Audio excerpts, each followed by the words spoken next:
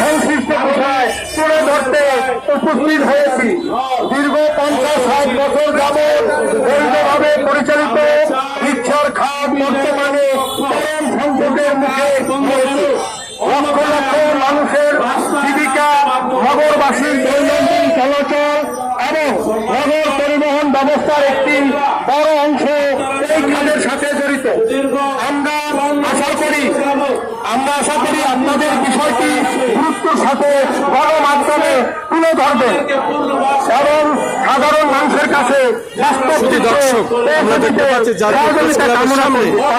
SPGRC বাংলাদেশের মানববন্ধন ও স্মারকলিপি প্রদান তারা আজকে হাজার হাজার জাতীয় প্রেস ক্লাবের সামনে হাজির হয়েছেন এবং নারী পুরুষ শিশু সম্মিলিতভাবে তারা তাদের দাবি জানাচ্ছেন মাননীয় প্রধানমন্ত্রীর কাছে তাদের আবেদন। বৈধভাবে জীবিকা নির্বাহে বাহিরে রিকশার বিকল্প আর নাই।